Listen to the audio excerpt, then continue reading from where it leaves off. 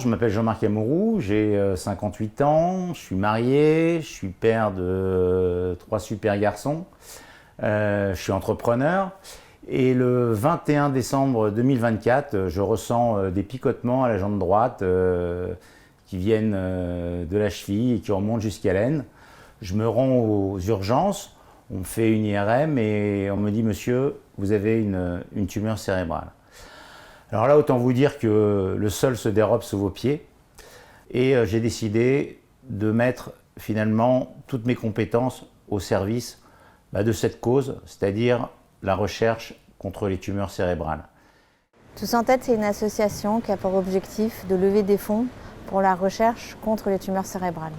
Nous voulons soutenir des projets très concrets, aussi aider les patients, les informer et faire mieux connaître les tumeurs cérébrales au grand public. Alors c'était important de créer Tous en Tête pour 2 raisons. D'abord, c'était faire connaître la maladie parce que les tumeurs cérébrales sont décrites comme des pathologies rares. Mais au final, quand on en parle aux gens, chacun connaît au moins une personne atteinte d'une tumeur cérébrale dans son entourage. Le deuxième intérêt, c'était de fédérer. Il y a plusieurs initiatives qui existent, mais finalement qui restent assez isolées. Et il y a beaucoup d'acteurs impliqués et qui seront nécessaires à trouver un jour un traitement pour guérir les tumeurs cérébrales. Donc c'est vraiment nécessaire de fédérer tout le monde et c'est ce qu'on vise à faire avec Tous en Tête. Alors je me suis engagé dans Tous en Tête parce que lorsque je suis tombé malade, sur les conseils d'une amie, j'ai contacté Élie pour savoir un petit peu où en était la recherche. Et je me suis aperçu d'une part que les travaux de recherche des uns et des autres étaient quand même relativement cloisonnés, que la recherche avait un manque cruel de moyens, que ces associations étaient souvent portées par des bénévoles, par des médecins, par des chercheurs, dont le job, c'est pas de lever de l'argent. Et puis j'ai raccroché un petit peu dépité de cet entretien. En tant qu'entrepreneur, j'ai réfléchi le soir à notre conversation et le lendemain matin, j'ai appelé Élie et je lui ai dit voilà, si vous voulez, je peux vous proposer mon aide pour lever des fonds. Et de fil en aiguille, c'est comme ça qu'on a décidé de créer Tous en Tête. L'objectif, c'est de financer des projets concrets qui auront été sélectionnés par un comité scientifique. Le deuxième objectif, c'est de sensibiliser le public, bien sûr, pour donner et donner davantage. Et enfin, c'est de soutenir les patients et leurs familles. Alors Ahmed, vous êtes neuro-oncologue, vous êtes le boss en fait de la plateforme Gliotex. Gliotex c'est un acronyme, c'est glioblastome thérapie expérimentale. Est-ce que vous pouvez m'expliquer simplement ce que c'est qu'un glioblastome et pourquoi c'est très difficile à soigner? Alors le glioblastome, effectivement, c'est une tumeur, c'est le cancer cérébral le plus fréquent chez l'adulte et c'est une tumeur relativement agressive. Alors c'est une tumeur qui est relativement difficile à traiter pour plusieurs raisons. La première, c'est que les cellules tumorales ont la capacité de résister d'emblée à nos traitements, en particulier les médicaments et la radiothérapie. D'autres propriétés des cellules de glioblastome expliquent leur difficulté à être traitées, leur résistance au traitement. C'est notamment la barrière hémato-encéphalique, qui est une enveloppe qui protège le cerveau contre les agents toxiques et contre les microbes. Et les médicaments, pour le cerveau, c'est des agents toxiques, donc ils pénètrent relativement peu dans le cerveau et relativement peu dans le glioblastome, ce qui limite leur efficacité. Il y a d'autres raisons aussi qui expliquent la résistance du glioblastome au traitement. C'est que les cellules tumorales sont capables de s'adapter aux médicaments auxquels elles sont exposées. Donc elles peuvent être sensibles initialement et ensuite elles développent des mécanismes de résistance. Parmi les autres propriétés du glioblastome qui rendent ces tumeurs difficiles à traiter, il y a leur caractère infiltrant, c'est-à-dire que les cellules sont capables de se déplacer, et ce qui limite l'efficacité de nos traitements qu'on dit focaux, c'est-à-dire la radiothérapie et la chirurgie notamment. Et enfin, une autre propriété du glioblastome qui explique sa résistance au traitement, c'est l'immunosuppression locale. Il y a relativement peu de cellules immunitaires dans le glioblastome, ce qui limite l'efficacité du système immunitaire pour lutter contre cette tumeur. Alors, c'est un peu le sage de la neuro-oncologie. Alors, j'ai une question un petit peu naïve à vous poser. C'est qu'aujourd'hui, pour traiter le glioblastome, qui est une tumeur compliquée, on utilise un protocole qui s'appelle STUP, qui est de la chirurgie, chimiothérapie, radiothérapie, et ça ne fonctionne pas vraiment. Alors, je voulais savoir pourquoi on utilisait finalement ce protocole. Alors non, quand vous dites qu'il ne fonctionne pas vraiment, c'est le meilleur traitement existant qui a montré son efficacité. Ce sont des traitements actifs, la radiothérapie, la chimiothérapie par le temozolomide. La difficulté, c'est qu'il ne marche pas pour tous les patients et quand il marche, il peut marcher de différentes façons et on n'a pas encore aujourd'hui les explications pourquoi il va marcher mieux chez certains patients que chez d'autres. On a quelques pistes, mais c'est vrai que certains patients peuvent rechuter plus ou moins rapidement, alors que d'autres peuvent avoir une rémission prolongée avec ce traitement. Donc non, c'est le meilleur traitement existant et il est actif. Alors, vu le nombre de patients que vous avez connus dans votre vie, il y en a qui ont vécu beaucoup plus longtemps que d'autres. Et quelles sont les raisons en fait, pour lesquelles ils ont vécu plus longtemps que d'autres? Alors on a identifié des facteurs pronostiques qui sont associés à une meilleure réponse au traitement et à un meilleur pronostic. Il y a des facteurs cliniques comme par exemple l'âge, comme l'état de santé des patients. Il y a aussi des facteurs qui sont propres à l'analyse de la tumeur elle-même. Et chaque année, on découvre de plus en plus de marqueurs qui permettent d'affiner le pronostic. Mais on est loin d'avoir tout compris. Et donc on a parfois la surprise d'avoir des patients qui répondent beaucoup mieux que d'autres, de façon beaucoup plus prolongée. Et voilà, à la fois cette maladie est matière à inquiétude liée à l'incertitude évolutive de la tumeur, mais cette incertitude, elle est aussi une source d'espoir, parce qu'on sait que chaque patient est un patient différent. Même au sein des glioblastomes, chaque tumeur est une tumeur différente. Et on espère bien comprendre les choses avec toutes les avancées de la recherche pour affiner notre vision de la maladie et puis surtout avoir des traitements plus efficaces qu'ils ne sont aujourd'hui. Alors là, je suis avec le big boss de l'ICM. Alors Gérard, quel est le rôle de l'ICM dans la lutte contre les tumeurs cérébrales? Le but de l'ICM, c'est de comprendre le mécanisme de toutes les maladies du cerveau, aussi bien mentales que toutes les maladies dégénératives que l'on connaît. Et il y a également les tumeurs du cerveau qui en font partie, et c'est une partie intégrante, très importante du programme de recherche de l'Institut du cerveau. Et comment on peut mobiliser davantage les moyens pour justement lutter contre ces tumeurs cérébrales? Je crois que le problème des tumeurs du cerveau, c'est des tumeurs, on dit rares, mais qui ne sont pas si rares que ça. C'est parce que l'espérance de vie n'est pas très longue. Et puis deuxièmement, il y a deux cancers dont on ne parle pas. C'est le cancer du cerveau, glioblastome, et puis c'est le cancer du pancréas, parce que les résultats sont très mauvais. Donc, pour faire progresser, je pense que, bien entendu, on va en parler, il faut de l'argent, mais il faut surtout faire connaître cette maladie-là, faire connaître la gravité de cette maladie et faire connaître les voies de recherche dans lesquelles on se dirige actuellement. Alors, Maïté, c'est la super chercheuse du groupe Gliotex. Alors, j'avais une petite question à te poser. Pourquoi la recherche prend autant de temps aujourd'hui? Alors, la recherche nécessite de très bons modèles sur lesquels travailler. Donc, quand je parle de modèles, ce sont des outils qui nous servent à tester des hypothèses et éventuellement, dans notre cas, tester des nouveaux médicaments.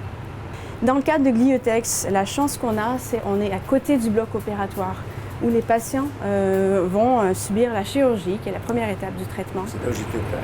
Exactement, c'est là où vous êtes. Et donc grâce à cette proximité, lorsqu'il y a des échantillons disponibles pour nous, donc en suffisamment grande quantité, on peut aller les chercher. Donc physiquement, on sort du bâtiment, on va au bloc opératoire, on récupère l'échantillon et on le met dans des boîtes comme celle-ci. Donc là, ce qu'on voit, c'est une boîte de culture cellulaire donc, qui comporte un milieu de culture. C'est une recette prédéfinie qui permet aux cellules de pousser dans ce contexte-là. Donc ce sont des cellules tumorales. Il n'y a plus du tout de matériel qui n'est pas tumoral. Donc naturellement, les cellules tumorales ont la capacité de se répliquer éternellement. Donc grâce à cette proximité qu'on a, on a pu établir une banque de plusieurs échantillons. Donc on appelle ça des lignées cellulaires. Et grâce à cette collection, on peut tester différents médicaments sur différentes lignées cellulaires qui nous permettent de voir lesquelles lignées cellulaires répondent le mieux au traitement. Et ultimement, ça permet de supposer que le patient répondrait mieux ou pas à ces différents médicaments qu'on teste. Ce sont des modèles un peu complexes, donc leur culture prend plusieurs semaines, plusieurs mois, des fois même jusqu'à quelques années pour pouvoir établir une lignée cellulaire sur laquelle on peut travailler. Alors en tant que patient, nous, comment on peut contribuer à la recherche? Je dirais surtout par leur financement en fait, qui nous permet déjà de recruter des personnes pour pouvoir avoir les mains pour travailler sur ces lignées cellulaires, ces modèles qui prennent beaucoup de temps et d'attention. Pour certains modèles, on doit venir quasiment tous les jours pour changer le milieu de culture, pour mettre des nouveaux nutriments pour que les cellules puissent pousser. Et aussi pour pouvoir avoir accès à des techniques de pointe qui coûtent très cher, notamment des nouvelles technologies qui nous permettent de lire la présence de mutations ou la façon que les gènes sont exprimés, mais au sein d'une tumeur. Donc on a une coupe de tissu et on peut regarder au sein de la tumeur à tel endroit, donc proche du vaisseau sanguin, c'est tel et tel gène qui sont exprimés. Et donc cette approche spatiale, finalement, c'est tout nouveau. Ce sont des technologies très chères, mais qui nous apportent énormément d'informations.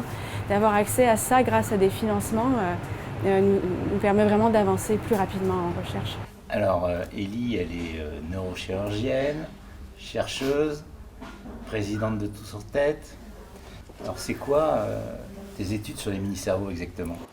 Eh bien, en fait, le mini-cerveau, c'est un nouveau modèle d'études qu'on a qui est assez novateur parce que ça permet d'étudier en 3 dimensions des cellules, mais aussi des interactions entre cellules. Donc concrètement, comment on fait? On prend des cellules souches qu'on traite avec différents facteurs de croissance pour répliquer en fait ce qui se passe quand l'embryon est dans le ventre de sa mère et pour aboutir à la création d'une région du cerveau. Et donc ce mini-cerveau qui est en 3 dimensions, qui est infracentimétrique, donc on voit à l'œil nu, est un modèle qui contient les cellules qui composent le cerveau, donc les neurones, les astrocytes, les oligodendrocytes, et dans lequel on peut venir greffer d'autres choses. Donc moi, ce qui m'intéresse, c'est le glioblastome, donc je viens greffer des cellules de glioblastome, et ça permet d'étudier les interactions des cellules de glioblastome avec les cellules du micro-environnement tumoral, donc ça veut dire toutes les cellules qui entourent la tumeur, et de pouvoir faire des analyses dessus pour mieux comprendre comment le glioblastome fonctionne. Alors, tu m'as dit que tu travaillais également sur les hormones sexuelles. Alors, c'est quoi le lien entre les hormones sexuelles et le glioblastome? Eh bien, c'est ce qu'on essaye de comprendre. Une observation qu'on a faite, c'est que les hommes étaient plus souvent atteints d'un glioblastome que les femmes et que pour une même tumeur, ils mouraient plus vite que les femmes. On a donc pensé qu'il y a un rôle des hormones sexuelles et a priori des androgènes, donc des hormones sexuelles masculines. La plus fréquente, c'est la testostérone. Et on a dans l'équipe Gliotex déjà montré qu'il y a tout un rationnel qui confirme cette hypothèse, que les cellules de glioblastome, les cellules qui entourent le glioblastome, expriment le récepteur à la testostérone. Et donc maintenant, j'essaye de voir comment ce récepteur et cette testostérone agissent sur les cellules de glioblastome et les cellules immunitaires qui l'entourent. Alors, est-ce que la recherche française aujourd'hui est à la hauteur de la recherche internationale? Il ne faut pas être jugé parti, c'est difficile de répondre. Mais pour avoir fait un benchmark un petit peu dans le monde entier, je pense qu'on est extrêmement bien placé et on a en particulier les équipes qui ont des rapports très importants, aussi bien en termes de compétition qu'en termes de coopération avec les États-Unis, la côte Est, la côte Ouest, le Japon et l'Australie. Et on parle d'égal à égal, bien entendu. Alors Bertrand, c'est un peu mon neurochirurgien préféré. Celui qui m'a ouvert le crâne, qui m'a sauvé la vie, enfin du moins pour l'instant. Alors, pourquoi la chirurgie est un point essentiel du traitement du glioblastome? La première chose, c'est que la chirurgie, elle permet déjà de faire le diagnostic de glioblastome.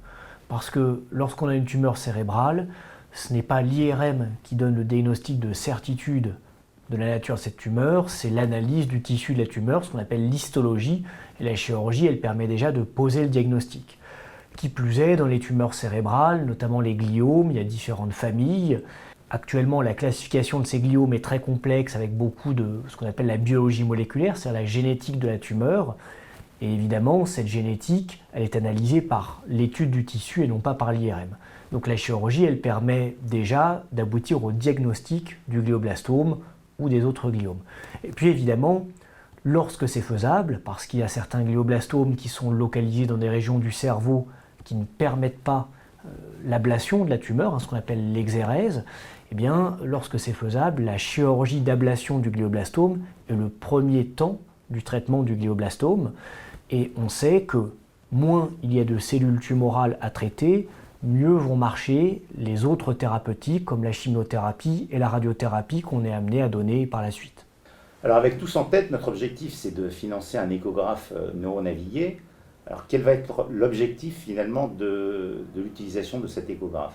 Bien, comme je le disais à l'instant, meilleure est l'ablation de la tumeur, eh bien, meilleur va être le contrôle tumoral et donc le pronostic du patient. Donc, un des challenges principaux pour le neurochirurgien, c'est d'enlever au mieux, donc au plus, la tumeur, évidemment sans avoir de complications neurologiques. À l'heure actuelle, on a déjà plusieurs aides au bloc opératoire qui nous permettent d'améliorer justement l'ablation, l'exérèse tumorale, notamment les systèmes de navigation. Les systèmes de navigation, c'est un peu le GPS du neurochirurgien. C'est ce qui nous permet de nous guider dans le cerveau à l'aide de l'IRM préopératoire. La limite de la neuronavigation, c'est qu'il s'agit d'un système statique. Donc on met l'IRM du patient dans la machine et puis une caméra optique va nous guider. Mais évidemment, lorsqu'on commence à enlever la tumeur, l'IRM reste figé. Il y a également les systèmes de fluorescence qui permettent de faire fluorescer certaines tumeurs et de nous guider lorsqu'on est sous microscope opératoire pour repérer la tumeur. Et puis il y a également d'autres systèmes comme l'échographie justement, mais l'échographie a également des limites, c'est que c'est une image échographique, ce n'est pas une image IRM, et le neurochirurgien est habitué à travailler sur des images IRM. En fait, l'innovation de cette échographe navigué, c'est de coupler les avantages d'une neuronavigation et d'un échographe. Ça permet donc d'avoir cette fois un examen qui permet le guidage dynamique pendant l'intervention et tout ça sur des images qui sont des images IRM. C'est comme si vous aviez en fait une IRM péropératoire qui vous guidait en permanence sur l'exérèse de la tumeur. En tant que président de l'ICM, quel message vous voudriez faire passer aux patients aujourd'hui qui sont atteints de tumeurs cérébrales? Bien entendu, c'est une maladie, c'est une affection dramatique et extrêmement grave pour laquelle il y a une course contre la montre parce qu'il faut arriver à trouver différents traitements qui actuellement sont... Cette tumeur est très réfractaire à ces traitements classiques qu'on utilise pour d'autres cancers, du foie, du poumon, de tout ce que l'on veut, ou de la peau. Et donc il y a des voies de recherche pour comprendre pourquoi c'est réfractaire, quels sont les mécanismes, pourquoi certains répondent bien au traitement et l'autre ne répond pas bien. Donc tout ça, c'est des questions qu'on se pose, mais il y a quand même beaucoup de voies de recherche qui sont actuellement en cours et il faut garder bien entendu espoir. Je ne veux pas dire que demain matin on va trouver le traitement, il faut être tout à fait honnête et lucide, bien entendu, mais les progrès qui ont été faits depuis 20 ans, dans la connaissance, la compréhension du cerveau normal et du cerveau pathologique et du cerveau tumoral est considérable par rapport à ce qui existait auparavant. En 20 ans, des progrès ahurissants ont été faits.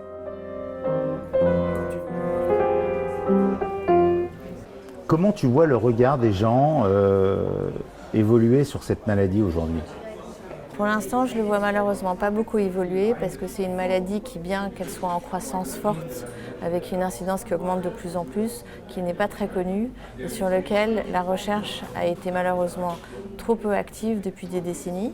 Mais avec tous en tête et avec l'effort que nous sommes en train de mener et des autres associations, l'objectif c'est justement que les pouvoirs publics et la population générale aient conscience qu'il y a encore des cancers qui ne se soignent pas et qu'il faut encore et toujours soutenir la recherche pour que l'ensemble des cancers soient soignés.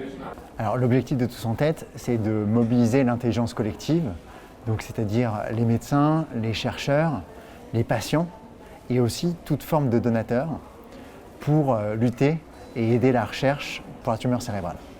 Donc l'objectif, c'est de créer des dîners, des événements caritatifs, donc des ventes aux enchères aussi, des événements sportifs, pour lever des fonds et aider à financer la recherche pour lutter contre la tumeur cérébrale. Alors comment le grand public ou les donateurs peuvent aider cette cause? Le mieux, c'est donc de contacter l'association Tous en Tête. Il y a plusieurs moyens en fait d'aider. On peut participer aux différents événements que nous allons organiser. On peut aider en relayant l'information et en communiquant auprès de ses proches sur les actions que nous allons mener dans Tous en Tête. Et puis après, du temps Du temps parce qu'on en a besoin et tous les bénévoles travaillent beaucoup en fait pour l'organisation de cet événement. Donc s'il y a des gens qui sont dans les métiers d'événementiel ou dans différents métiers qui peuvent nous servir pour organiser et pour gérer en fait ces événements caritatifs, ils sont les bienvenus. Donc voilà, toutes les forces vivent et puis après bien sûr l'argent, parce que c'est quand même le nerf de la guerre, en donnant de manière financière au maximum sur les différents événements qu'on organise. D'accord. Donc c'est du temps, de l'argent et des idées aussi. Et des idées bien sûr. Il faut savoir une chose, c'est que d'après l'OMS, aujourd'hui, il y a une personne sur deux, pendant sa vie, qui sera confrontée directement au cancer. Donc on est tous concernés par le cancer, d'une manière ou d'une autre. Et faire un don, c'est aujourd'hui sauver des vies, mais c'est aussi sauver sa propre vie.